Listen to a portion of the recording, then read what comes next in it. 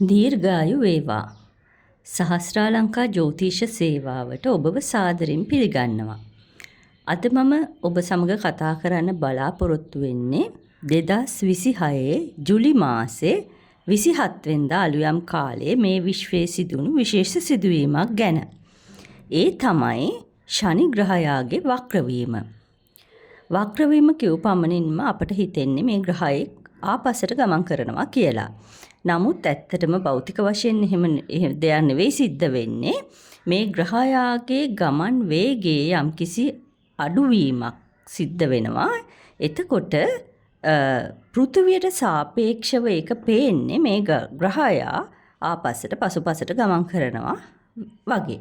ඒක තමයි ජ්‍යොතිෂයේදී ග්‍රහයෙකුගේ වක්‍රවීම කියලා කියන්නේ. මේ වක්‍රවීම ගැන කතා කරනකොට සුබ ග්‍රහයින්ගේ වක්‍රවීම සුබ ලෙසත් අසුබ ග්‍රහයින්ගේ වක්‍රවීම අසුබ ලෙසත් තමයි සඳහන් වෙන්නේ. මෙහෙම කිව්ව පමණින් ඔබට හිතෙන්න පුළුවන් සුබ ග්‍රහයින් කිව්වහම මේ සඳු, ගුරු, සිකුරු, බුධ වගේ ග්‍රහයින්ගේ වක්‍රවීම සුබයි, රවි, කුජ, ශනි වගේ ග්‍රහයින්ගේ වක්‍රවීම අසුබයි කියලා. නමුත් එහෙම නෙමෙයි. මේ යම් යම් ග්‍රහයින් රාශිවලට තියෙන සතුරු මිතුරු භාවය අනුව තමයි මෙම වක්‍රවීමේ සුභ අසුභ ඵල අපට ලැබෙන්නේ. එහෙමනම් අපි බලමු ලග්නයෙන් ලග්නයට කොහොමද මේ ශනි ග්‍රහයාගේ වක්‍රවීමෙන් සුභ අසුභ ඵල අපට ලැබෙන්නේ කියලා. මුලින්ම මේෂ රාශිය ගත්තහම මේෂ රාශියේ 12 වෙනි භාවය හෙවත් මීන රාශිය තමයි මේෂ ලග්න හිමියන්ගේ මේ දිනවල ශනි ග්‍රහයා ගමන් කරන්නේ. එතකොට මේ මීන රාශිය තුලම තමයි මෙම වක්‍රවීමත් සිද්ධ වෙන්නේ. 12 වෙනි භාවයේ ශනි ග්‍රහයා ගමන් කිරීමත් සමගම මේෂ ලග්න හිමියන්ට ඒ රාෂ්ටක තත්වයක් උදා වෙලා තියෙනවා. ලග්නේ රාෂ්ටකයක් ගත කරමින් තමයි මේෂ ලග්න හිමියන් මේ වෙනකොට ඉන්නේ. ඉතින් මෙම වක්‍රවීම ගැන කතා කරනකොට මේෂ රාශියට ශනි කියන්නේ තරම් සුබෙක් නෙමෙයි. ශනි මේෂ රාශියේ කුජ සමග මිත්‍ර ග්‍රහයෙක් නෙවෙයි. ඒ නිසා මේෂ ලග්න හිමියන්ට මේ වක්‍රවීමෙන් තරමක් කල්පනාකාරී අභියෝගාත්මක කාලවකවානුවක් තමයි උදා වෙන්නේ. මේ වක්‍රවීම විශේෂයෙන් සඳහන් කරන්න ඕනේ 2026 ජූලි මාසේ 27 වෙනිදා ඉඳලා 2026 දෙසැම්බර් 11 වෙනිදා දක්වා තමයි පවතින්නේ. ඉතින් අපි බලමු මේෂ ලග්න හිමියන්ට කොහොමද කියලා මේක බලපාන්නේ. විශේෂයෙන් රැකියා කටයුතු සිදු කිරීමේදී මේෂ ලග්න හිමියන් පරිස්සම් වෙන්න ඕනේ, කල්පනාකාරී වෙන්න ඕනේ. මොකද ඔබේ රැකියා කටයුතු හා වෙනත් කටයුතු සම්බන්ධයෙන් ඔබට නීතිමය ගැටලු වලට යම් ආකාරයකට මුහුණ දෙන්න සිදුවීමේ අවදානමක් පවතින නිසා. ඒ වගේම තමයි මේෂ ලග්න හිමියන් අනතුරු රෝග පීඩාවන්ගෙනුත් තරමක් පරිස්සම් විය යුතුයි මෙම කාලවකවානුව තුලදී. ඔබට ඒ රාෂ්ටකයකුත් ගත වෙමින් පවතින නිසා ඔබ ඔබේ සෞඛ්‍ය ගැන සහ ඔබේ පරිස්සම ගැන ඉතාමත්ම සැලකිලිමත් විය යුතු කාලයක්. වෘෂභ ලග්න හිමියන් ගැන කතා කරොත් වෘෂභ ලග්නයට ශනි කියන්නේ මිත්‍ර ග්‍රහයේ. ඒ නිසා මෙම වක්‍රවීම වෘෂභ ලග්න හිමියන්ට යම්තාක් සුබ පැත්තට තමයි යොමු වෙලා තියෙන්නේ. ඔබේ කටයුතු වලට මෙතෙක් පැවතුණු බාධා කරදර ඉවත් වෙන කාලයක්. නව ආදායම් මාර්ග විවෘත වෙනවා. සමාජයේ යම්කිසි පිළිගැනීමකට ලක් වෙන කාලයක් තමයි වෘෂභ ලග්න හිමියන්ට තියෙන්නේ. මිථුන ලග්නය ගත්තොත් මිථුන ලග්නයටත් ශනි කියන්නේ මිත්‍ර ග්‍රහයෙක්. ඒ නිසා ඔබටත් යම්කිසි සුබ ප්‍රතිඵලයක් මෙම වක්‍රවීම තුළින් බලාපොරොත්තු වෙන්න පුළුවන්. ඔබට මෙතෙක් නොලැබුණු ණය මුදලක් එහෙමත් නැත්නම් ඔබ කෙනෙකුට දීපු යම්කිසි මුදලක් ඔබට ආපිට අත්පත් කරගන්න පුළුවන් කාලයක්. අපි කියමු ඔබට යම්කිසි ඔබේ රැකියාවෙන් ඔබට ඇරියස් මුදලක් වගේ දෙයක් එන්න තිබුණා කියලා. ඔන්න ඒ වගේ දෙයක් ඔබට ලබා ගන්න හොඳ කාලයක්. අධ්‍යාපන වයසේ පසුවෙන් ළමයි දරුවන්ටත් මේ කාලෙදී අධ්‍යාපන ජයග්‍රහණ අත්පත් කරගන්න පුළුවන්. කටක ලග්නය ගැන කතා කරොත් කටක ලග්නයට ශනි කියන්නේ සතුරු ග්‍රහයෙක්. ඉතින් ඒක නිසා කටක ලග්න හිමියන්ට මේ වක්‍රවීම තරම්ම යහපත් භාවයක් නැහැ. තරම්ම යහපත් ප්‍රතිඵල ලැබෙන්නේ නැහැ. නමුත් අර අනිත්කුත් ග්‍රහයින්ගේ තියෙන උච්ච භාවය නිසා මේකේ තියෙන අර අසුබ තත්ත්වයන් යම් පමණකට මග හැරුණාට මේ වක්‍රවීම ඔබට තරම් මේ සුබවාදීව බලපාන්නේ නැහැ. ඔබ ශරීර සෞඛ්‍ය සම්බන්ධයෙන් විශේෂයෙන් සැලකිලිමත් විය යුතුයි. අනතුරු පීඩාවන්ගෙන් පරිස්සම් විය යුතුයි. ඒ වගේම තමයි යුග ජීවිතය ගත කරන කටක ලග්න හිමියන් ටිකක් ඉවසීමෙන් කල්පනාකාරීව යුග ජීවිතය ගත කරන්න ඕනේ. නැත්නම් යම් ප්‍රශ්න ගැටලු ඇති වෙන්න පුළුවන්. සිංහ ලග්නය ගත්තොත් සිංහ ලග්නය අධිපති රවි සමගත් ශනි මිත්‍රත්වයක් නැහැ, සතුරුයි. ඒ නිසා සිංහ ලග්න හිමි ඔබ විශේෂයෙන් ඔබේ වචනය සහ ඔබේ ක්‍රියාවන් සිදු කරනකොට කල්පනාවෙන් කටයුතු කරන්න. නැත්නම් ඔබට සමාජයෙන් ටිකක් අපකීර්තියක්, ගැරහුමක් ලබන්න පුළුවන් කාලයක්. සිංහ ලග්න හිමි ඔබේ 8 වෙනි භාවයේ සෙනසුරු ගමන් කරමින් සිටින නිසා මේ දිනවල ඔබට අෂ්ටමයේ රාෂ්ටක තත්ත්වයක් පවතිනවා. ඒ නිසා සිංහ ලග්න හිමි ඔබ මේ දිනවලදී වඩාත් කල්පනාකාරී විය යුතුයි. ඔබත් විශේෂයෙන් ඔබේ ශරීර සෞඛ්‍ය සහ අනතුරු පීඩාවන් සම්බන්ධයෙන් සැලකිලිමත් විය යුතුයි.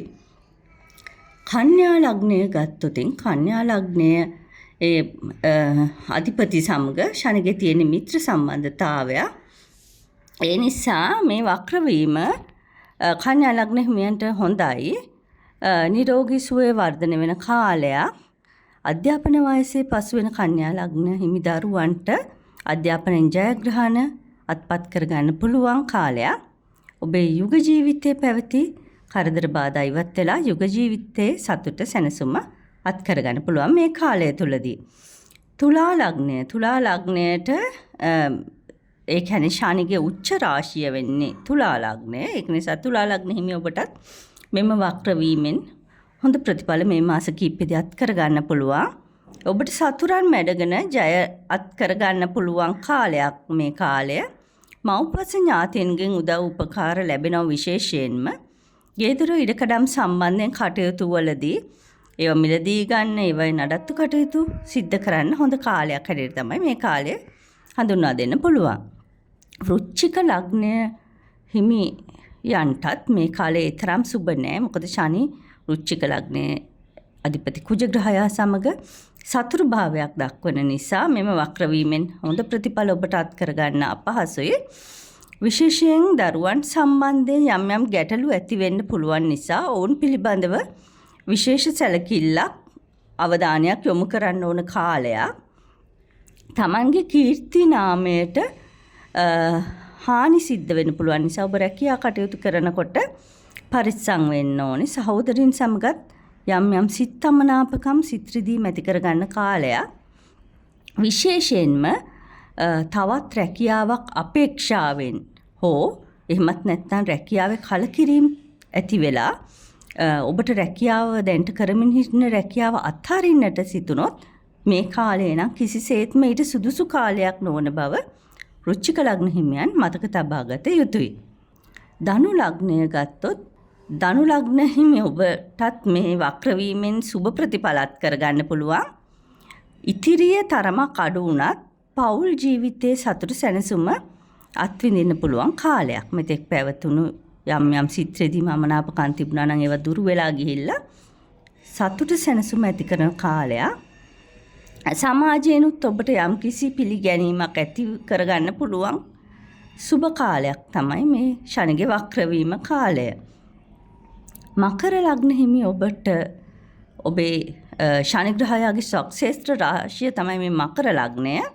ඉතින් ඔබටත් හොඳ ප්‍රතිඵල මේන් ලත් කරගන්න පුළුවන්. ඔබේ පෞරුෂත්වය වර්ධනය වෙන කාලයක්. සමාජයේ පිළිගැනීමට ලක් වෙන්න කරුණු ඔබට යෙදෙනවා. රැකියා කටයුතු වලටත් යහපත් කාලයක් තමයි මේ කාලය. නව ආදායම් මාර්ග විවෘත වෙනවා ඔබට.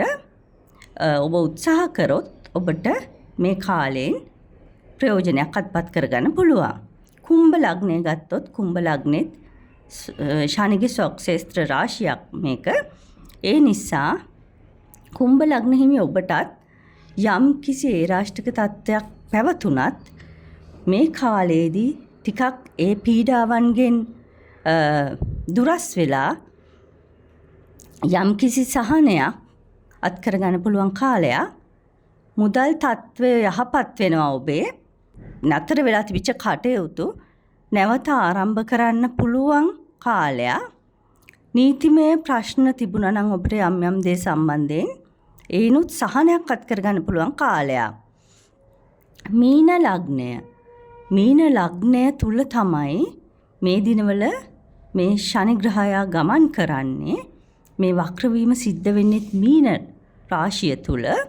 ඉතින් මේ නිසා මීන ලග්න හිමියන්ට ඒ රාෂ්ටක තත්ත්වයක් ගමන් කරන කාලයක්. ඒ නිසා මීන ලග්නයට නම් ඊතරම්ම සුබයි කියන්න බෑ. තරමක් අභියෝගාත්මක කාලයක් මේ කාලය. ඔබට ඔබ ඒ කියන්නේ යහපත් විදිහට කටයුතු කළ යුතු කාලයක්. විශේෂයෙන් රැකියා කටයුතු වලදී සහ සමාජ සම්බන්ධතාවලදී ඔබ බොහොම කල්පනාවෙන් ඉවසීමෙන් කටයුතු කර යුතුයි. නැත්නම් ඔබට නීතිමය වශයෙන් දඬුවම් ලැබෙන්න පුළුවන් කාලයක් තමයි මෙම කාලය. සමාජ සම්බන්ධතා යම් පමණකට දුරස් වෙන්න පුළුවන් ඔබට. රෝග පීඩාව නැතිවීමටත් අනතුරු කැඩුම් බිඳීම් ආදී තුවාල ඇතිවීමටත් පුළුවන් නිසා මීන ලග්න හිමි ඔබ මේ කාලේ වඩාත් ප්‍රවේශම් විය යුතුයි. ඉතින් මෙන්න මේ විදිහට තමයි මේ ශනි ග්‍රහයාගේ වක්‍රවීම ලග්නෙන් ලග්නයට බලපාන්නේ. මේ කරුණු පොදුවේ මෙහෙම කිව්වත් ඔබේ ජන්ම පත්‍රයට අනුව තමයි මේ කටයුතු මේ වක්‍රවීමේ ප්‍රතිඵල නිවැරදිවම කොයි ආකාරයටද සිද්ධ වෙන්නේ කියන එක ඔබට දැන කියා ගන්න පුළුවන් වෙන්නේ. ඔබට සහස්‍රාලංකා ජ්‍යොතිෂ සේවාව සමග සම්බන්ධ වීමට අවශ්‍යයි නම් තිරේ දිස්සන WhatsApp අංකයට ඔබට පුළුවන් අපව අමතන්න. එහෙමනම් සහස්‍රාලංකා ජ්‍යොතිෂ සේවාව සමග සම්බන්ධ වුණ ඔබට ස්තුතියි. තෙරුවන් සරණයි.